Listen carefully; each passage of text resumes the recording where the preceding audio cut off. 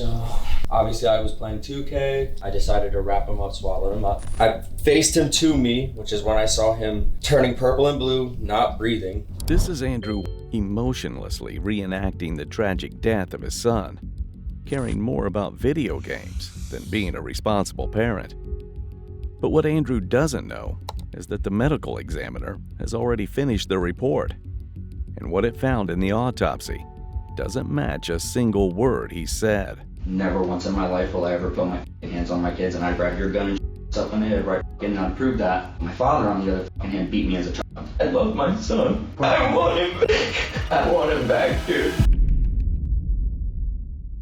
On January 7th, 2020, Citrus County Sheriff's Office received a 911 call from Andrew and his girlfriend, Michelle, in Inverness, Florida. Citrus 911, what's the address of the emergency? 7 Inverness, Florida 343. Please send somebody quick. Is not breathing. Okay. How old is your David. He's about 3 months. He's like 2 or 3 months old, man. Okay. Are you with him now? I'm currently with him. Okay. All right. You said he's 3 months. About. Okay. Is he awake? I don't know. His eyes are kind of open. I heard him like doing a little bit of air gasping, and now he's not. The infant was rushed to the hospital, where he passed away. Investigators initially treated it as a medical emergency. But when the autopsy came back, detectives stopped thinking about accidents entirely. 9 months later, Andrew and Michelle were brought in for formal questioning. Together, they would paint a grim picture of what happened that fateful morning. You're not under arrest, like I said. We're here, we're talking about stuff. If we get to something you want to talk about, just let me know. I appreciate you coming here, and obviously, you know, we've got some information we want to discuss with you guys. Correct. And we still have some more questions and stuff, just to kind of like, we still have some pieces we're trying to piece together. So how was he that morning? That morning he was perfectly fine. Okay. Perfectly fine. Mm-hmm. When I got him out of bed, he was perfectly fine. When I put him on the couch to feed him, he was perfectly fine. When I burped him, perfectly fine. Right. As soon as I laid him down and I left and I went to go play my Xbox, which is exactly what I did, and I told everybody this. Right. And I was playing my game and I did my fatherly duty and checked up on him, and I walked back into that room. That's when I saw him doing that fish face, whatever the fuck that scary ass shit was. Mm-hmm. And I picked him up and I started reacting. Now, did I not react like a proper parent probably in that moment and call you guys immediately because I called Sarah?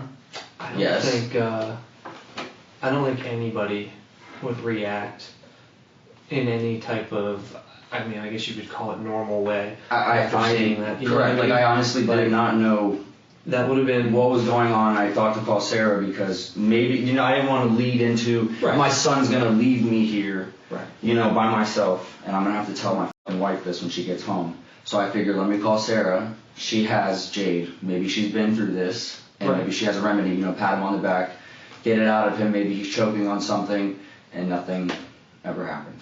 Right. Until my son turned blue, and I had him I don't think there is a normal way to react to that. I think it would be full-fledged panic mode for anybody. That's incredibly scary. So as far as when But as far as before she left, mm-hmm. he was perfectly fine. Absolutely perfect. There was nothing wrong with him. He wasn't hesitating on breath. He wasn't, you know, nothing looked abnormal about him at all. In that day at all. Nothing. The story Andrew's telling of Zayden being perfectly fine, right up until he wasn't, will soon collide head-on with what the medical examiner found. About 9 months before this interrogation, though, Andrew agreed to walk detectives through exactly what happened. This is what he showed them. So, obviously I was playing 2K. I don't have to put that on, right? Like, it could just make it seem, okay. Yeah. So I'm playing 2K, he eats, he's perfectly fine. I obviously check on him back and forth as I'm playing. Yeah. And now Pick him up. it was different this time because he didn't vomit? or something? Like he? Yeah, no. Normally he was vomiting from the last couple months, and now he stopped the vomiting process. So he was still burping, but he wasn't, vomiting, and all of it was coming out of him onto his Pampers and onto his body like that. So. And so that's been more of a change. It's been more of a change over time, but it was a good change. It wasn't a bad change. Gotcha. It went from bad to good. So I picked him up, made sure everything was okay. I burped him like this. He burped perfectly fine. Everything was good. I decided to wrap him up, swallow him up. So I picked him up. He was good. He looked like he was falling asleep over here, which is why I made the decision to put him in his room. I don't normally keep him out here. It's not a comfortable position. Yeah. Took him over here, which is where he normally has his pillow, which is out there. Yeah. So he had that pillow. You have him swallowed. He had his pillow. He has swallowed. He was up in a position kind of like this. Okay. Which is when I laid him down. Gotcha. Straight up, perfect, had his binky, he was okay. Went outside, I continued to play my Xbox. When I came back in the room to check on him, his head was twisted this way, towards the right, facing the window. Still swallowed up, and he was doing the gasping thing. Okay. And now you had heard that from the living room? No, I just came in to check on him. I was just making sure he was okay. Okay. So when I came in here, I heard him doing the gasping. I picked him up. After I picked him up, I unwrapped him. I started beating on his back to make sure he wasn't choking on anything. Yeah. And he was on this side of my shoulder, so I was like this. I faced him to me, which is when I saw him turning purple and blue, not breathing. I called Sarah. I had my phone on me. I came out of his room because there's obviously not space in here. I brought him out to the living room. She told me to lay him down on a flat surface, so I brought him right here in the middle. She told me to put one hand under his neck, kind of like this. So I had him like this, kind of levitated with his head tilted back. Right. 2 fingers just in the middle of his cervix, I believe is what it was called. And it was 1, 2, 3, 4, and just until his chest rised. But it wasn't immediately, 1, 2, 3, 4. I did that. It was the 1, 2, 3, 4, kind of like 5 or 6 times. And then she told me, do the 2 breaths just until his chest rises. Okay. Which is when the deputy came. I had to leave him here because my door was locked. So I left him here. I got up. I ran to the door. I unlocked the door. The deputy came in running behind me, I believe, with an EKG. I ran next to him on this side. Now I'm on this side. He's over here. I'm continuing to do the CPR as I was instructed. So as soon as he ran in the door, I let her know, and that's when we stopped contact, and he picked him up and ran out the door with him. The lack of any real sorrow is pretty striking. He's describing the event like he's reporting what happened in a video game, or like he's narrating a true crime documentary. So some of the things that we do need to try and figure out and go over too, so what ended up happening on the back side of things is stuff we're waiting on. So there was obviously the autopsy. Correct. There was a skeletal exam, which occurred after the autopsy, and we were waiting on toxicology for a while, and then there was another medical exam done by a neurologist, I believe. So we've gone through quite the battery of tests and examinations and things. So there's still some unanswered questions based on what we observed ourselves, not just medical documents, because I attended the autopsy. He attended the skeletal exam. So I mean, this is stuff that's just not coming back on paperwork. It's something I physically observed myself, which wasn't a pleasant experience. So some of the things that were noticed were different stages of healing of fractures on his ribs. So this was would have been early on, like early, all the way till he passed away. So I don't know how to explain this. Yeah, because I'd like an explanation as to that, because like I told you, when you guys first saw me that day there, never once in my life will I ever put my fucking hands on my kids, and I'd grab your gun and shoot myself in the head right and I'd prove that, alright? But my father, on the other hand, beat me as a child. And that is the exact reason I told myself and promised myself and that woman sitting in that house, I'd never do anything to that child. So for you to tell me that there's something wrong with his ribs, and that it was a process of healing. That's... There was new, healing, and then old. So this would have been from essentially the start. From when he was born. Yeah. Not from birth though, because we have those medical records. Okay. Obviously. Right. So some of the other concerns would be blood on his brain. Blood in his brain. Blood on his brain. And that would be from a traumatic event near the time of his death. Like anything traumatic? What do you mean?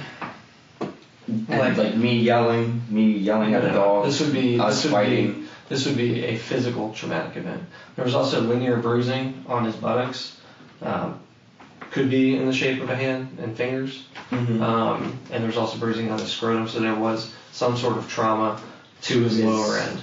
Okay. And that would have been recent, because if this would have occurred at your parents' house, it would have been noticed. Okay, so one, you would have noticed it. Correct. She would have noticed it. The doctor would have noticed it. If there's anything on his butt, that possibly could have been me, maybe from when I was tapping him and shit, but not to the excess that I would leave a handprint on him. At least I don't believe I was hitting him that hard. Was there anything on his back from where I was hitting him? No. Okay.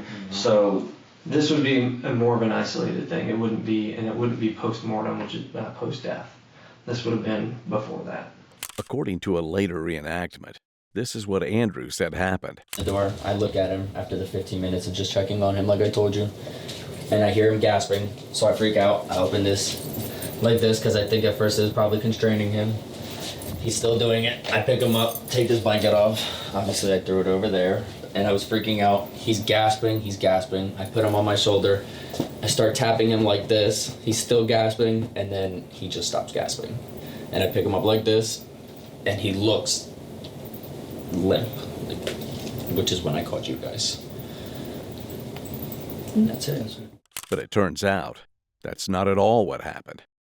Next door to Andrew, Michelle is talking to detectives, and the story she's telling them is about to make his look a whole lot worse. And like he said in the reenactment, Andrew shows him patting Zayden on his back. All right, the linear bruising that's on his buttocks area, okay, it's a totally different area.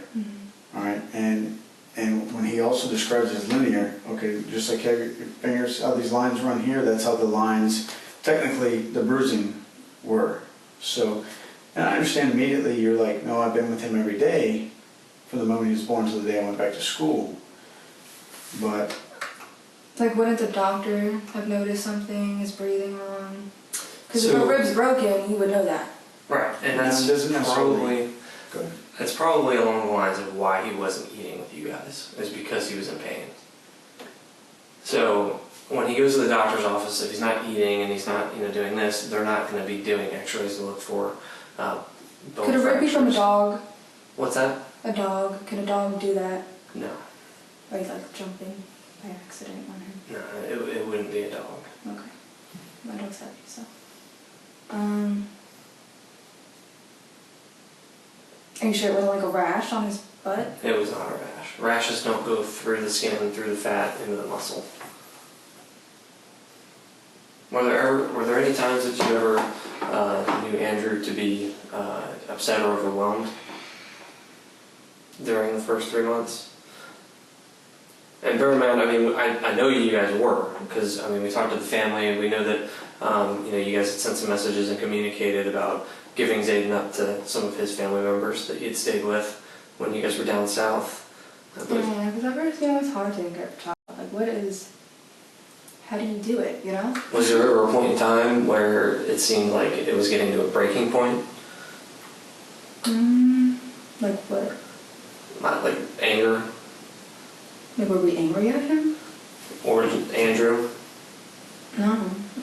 He yelled at him for, crying a lot. He didn't understand why. So, and the whole reason why this is, almost 8-9 months later, is, we have talked to doctors that specifically look at children and their bones, their skeletal system. Okay, we've had them look at the x-rays, we've had them look at the actual body. We've had the medical examiner review everything as a whole. We've sent off individual pieces of Zayden to be looked at and to be examined thoroughly to see what this is. And none of this is going to be like, a simple holding or a simple patting, unfortunately. I'm fine. Okay. Yeah. So here's the thing. With the way this is ruled and looked at and been examined and been taken apart piece by piece, like the whole case has been looked at. This isn't something that's going to go away. This is something we have to look into and have to find a reason for and have to find an answer to for Zayden. Because what happened was not, he should have lived. He should have flourished. So what was,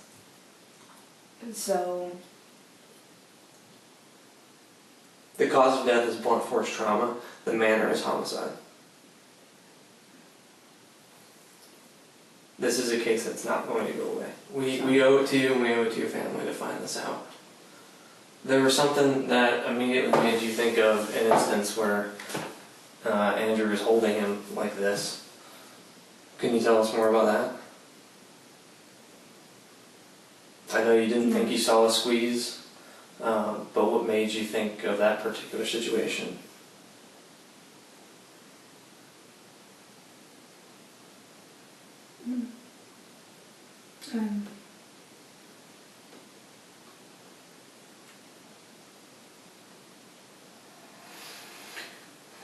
You said earlier that Andrew has gotten a little upset because the baby wouldn't stop crying, and he screamed at him.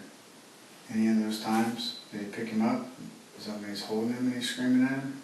We were there. We saw the holes in the wall. We know that he can get a little frustrated. Has there been a time where you've seen him grab him and pick him up and yell at him, where he was angry? Have you done that? I'm being honest, I gotta ask you. when he was holding him, I didn't see like that. You said Andrew was holding him up like that? When was that?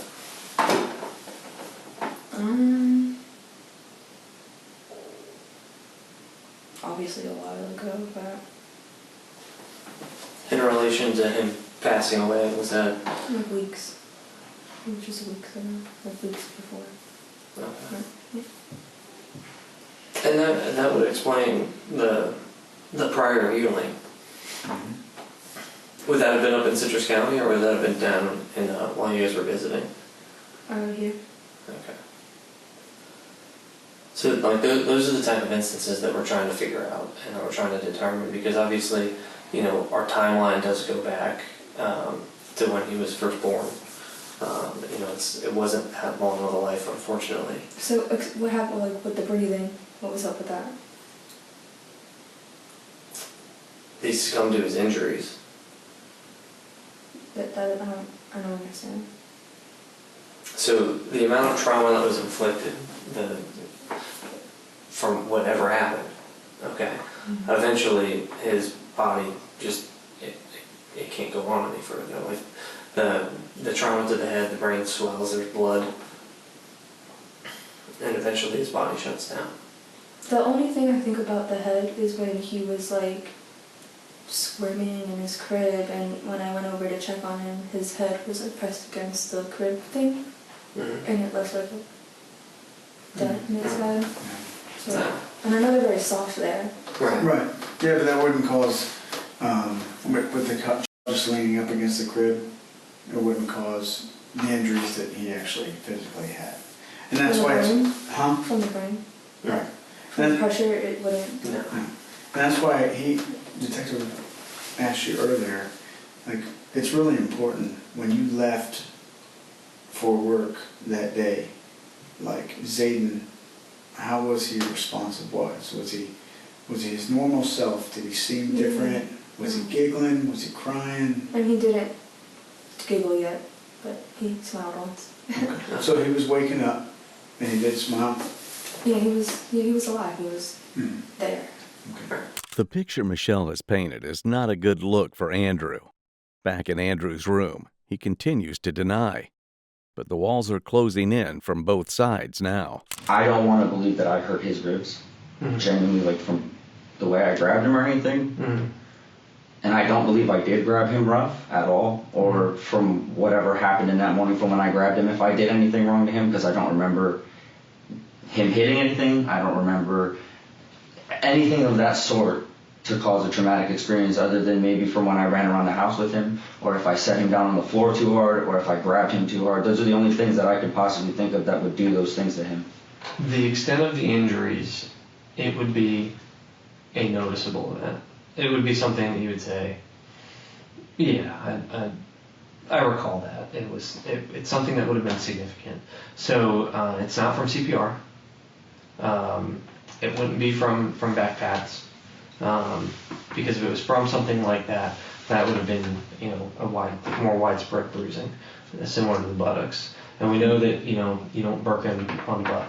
So, and I mean, we saw the, in the reenactment how you were burped him, or when, after the fact that you noticed he was not doing well, how you would, try to get him up and pat and choke, just in case he was choking. Correct. So it's obviously not from that. So then, we're trying to figure out, our time frame is that 2-3 hour window then of what possibly could explain those injuries.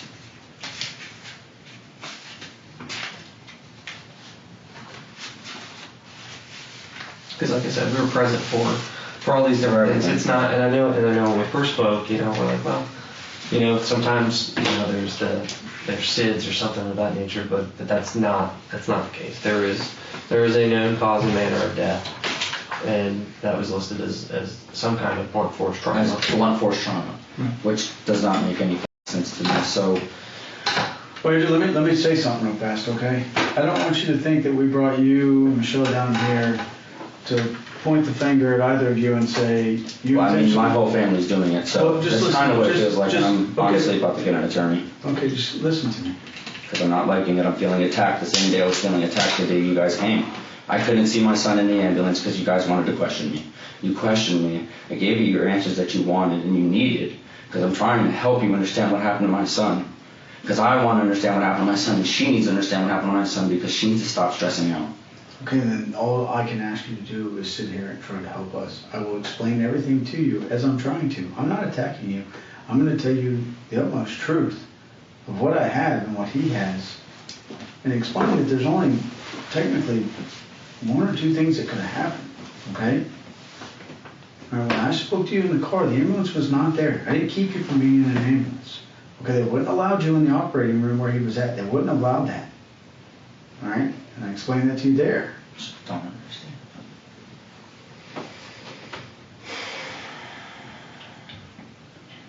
I'm listening. He's not listening, though. He's been telling the same story for 9 months, and he's not about to let a medical examiner's report change it. Every answer is carefully wrapped in a qualifier. The problem is, the injuries don't have qualifiers. And then, slowly, under the weight of what he's being told, Andrew's story starts to change. I don't genuinely recall anything happening. I can't remember if we set him down too hard, I set him down too hard. I don't know. I don't remember anything. I mean, no, nothing. We didn't even fight that morning. It was a great day. It was honestly one of the best days that we had. To start out the morning? To start out in the morning, yeah. So. And was it because you guys just didn't really communicate that much that morning? Did y'all just wake up both in good? It was just a wake up. I woke up when I heard her doing what she was doing, which was going for her work for the day. I said goodbye, I love you. She said I love you. I asked her how Zayden was doing. She said he was doing okay. He was laying down, and I went back to lay down. And then when I woke up, that's when I fed him. So I genuinely don't recall or remember if she did anything or I did anything. Picking him up out of the crib and he hit his head on the edge of the bed or something, I genuinely don't know. But I know without a doubt in my mind that there was nothing that we would have intentionally done to our son to hurt him, exactly like you're saying. I don't, like you told me those ribs, that's fucking scary, and I know my son is fragile. I saw it from when he was born. My son was very fragile. Mm-hmm. So I genuinely don't recall anything happening that could have caused any of that to happen. Understand that they can be fragile, but their bones do not break easily. Correct. Okay? I want you to know that. I understand. Okay. In the area where Zayden's ribs are broken, or where they had been broken and were healing, okay? It's a common injury that we see in children who have parents who get frustrated at times. Honestly, we come across this a lot. Kids crying, you're either sleeping, you're asleep, you're cooking dinner, you're tending to the dogs, you're trying to have some alone time with your wife, whatever, and you won't stop crying, and they go in there and they grab the kid and pick them up real fast, or they just grab them and they just squeeze too hard, because see my fingers? That's like when you grab a hold of the child, that's about like where you would hold them, right? And that's where these fingers are, where their ribs are. All right, and then in front of your thumbs. So there's a possibility that those injuries on my son are from me, from grabbing him too hard, if we did have a fight. Because we did have problems, obviously, when he was born. I did pick up Zayden a little too rough sometimes. Obviously not on that day, and obviously, like you said, I was frustrated and stuff, but it was never intentionally to hurt him or anything. It was just out of anger, and I did grab him a couple times too hard and pick him up a little too fast, but again, I never did anything intentionally to hurt him. We don't think that. I did pick him up, rough sometimes, and I was rough around him. Like I was screaming around him a lot, and she told me to stop doing that because that's also a traumatic thing. And I really should have listened, and I didn't. Like, the holes in our house are from my anger. So we're quickly getting a picture of an angrier and angrier Andrew, one who punches holes in the wall and yells. So why would it be so hard to believe he would squeeze his kid too hard? It still doesn't explain the blood on the brain, though. Andrew, understand, we don't think you're a bad guy, Andrew. We're just trying to... I love my son. Andrew, I would never question that. I would never question that. I want him back. I want him back, dude. Man, one thing I knew from day one, when we were in... It's alright. I tried so hard. One thing I knew from day one is that you love that child. I knew that 100% talking to you.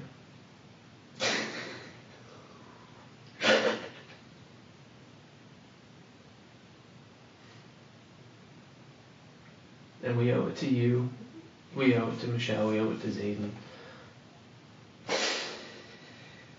to just figure out these little things. Like we said, we do not doubt at all.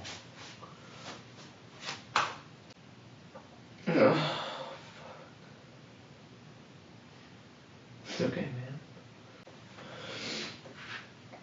Oh, God.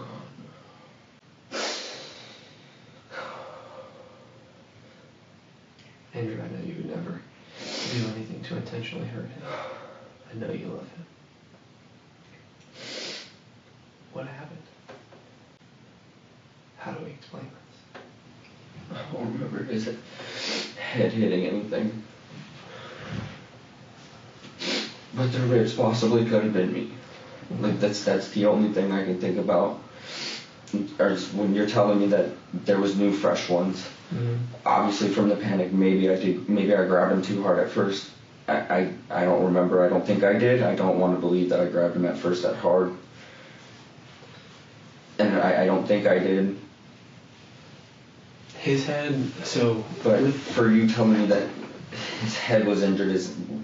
So his head didn't hit, like his skull wasn't crushed. His skull, wasn't deformed. It wasn't, he didn't hit his head on something, hard. Now, when we said there's blunt force trauma, that means a wide variety of things. It's not like at CSI where it was the candlestick in the kitchen or something. So, but what could have happened is if there's that level of frustration and he was put down too hard even on a soft surface. I was going to say, could it be from being picked up as well? If I picked him up too hard? Possibly. Did something happen before you put him down? No. After feeding? No, I just put him down. I remember putting him down perfectly fine, but in the morning when I did go to feed him, I did pick him up. Not as soft as I normally did. And in that moment, I kind of did feel like I did something wrong, but he was perfectly fine. Because when I picked him up, it picked him up and his neck was like that. It did like jolt back, and I caught it with my hand, and he seemed fine. That's why I didn't mention it. Handling your 3-month-old like a sack of potatoes isn't a good look. Not mentioning it to a single person for 9 months is a worse one. I picked him up too hard. I jolted him, and I squeezed too hard. Andrew, when you went in there to feed him, were you frustrated? I don't think so. Was this before you were playing video games? Yeah. And I just woken up and I went to go take care of him. I mean, this was, Andrew, I'm not a father, okay? But I already know what's gonna happen. My first day as me and him or one-on-one, that is gonna be a frightening day for me.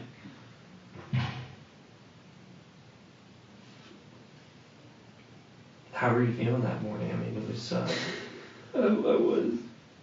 I was scared of being alone with him. I didn't want to be alone with him, but I knew she had to go to work and make money to take care of him, obviously, because my parents and her parents are going to take care of him forever. I wasn't frustrated that morning.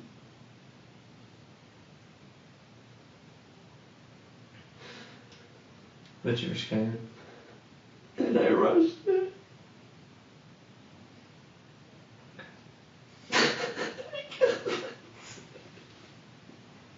Andrew, as tough as this is, okay,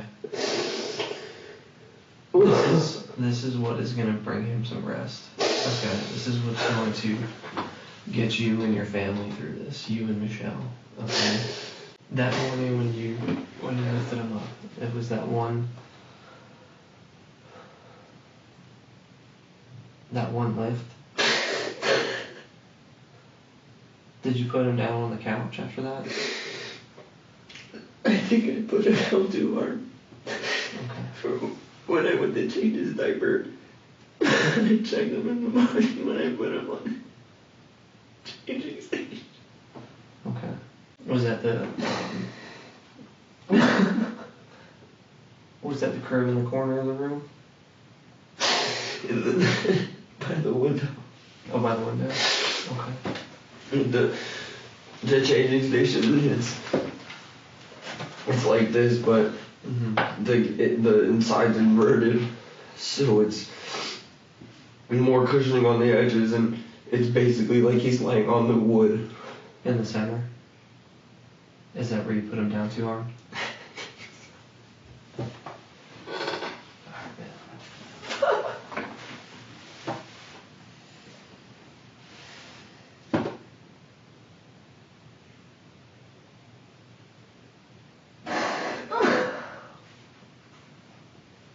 What happened after that? He was fine. I changed him. I gave him his food. And then when he was done eating, that's when I burped him. And I brought him to his crib and I laid him down. And he was perfectly fine throughout all of that, and he didn't do anything.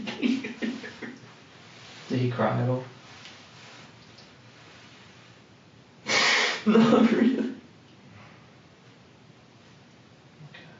The only time he cried was when the bottle fell out of his mouth, but I figured that was because it fell out of his mouth. Okay. And he stopped when I gave it back to him.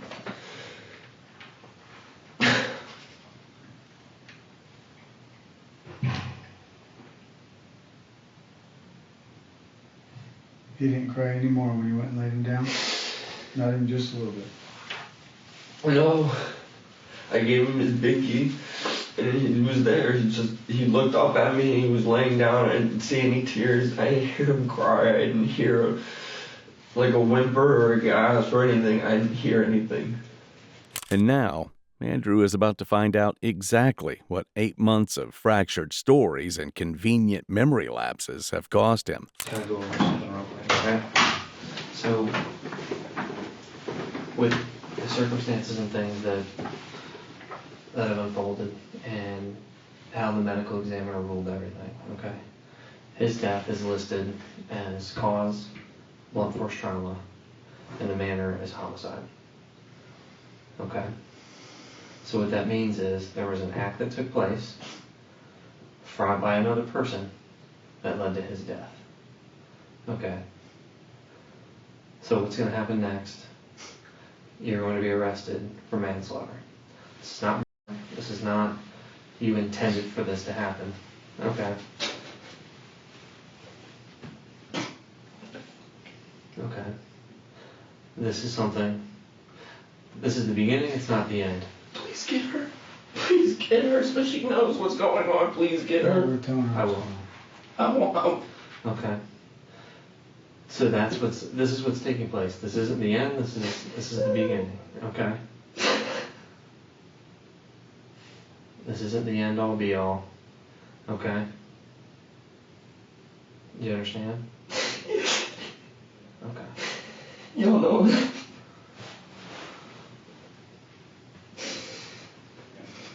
Alright. Do me a favor. Stand up for me.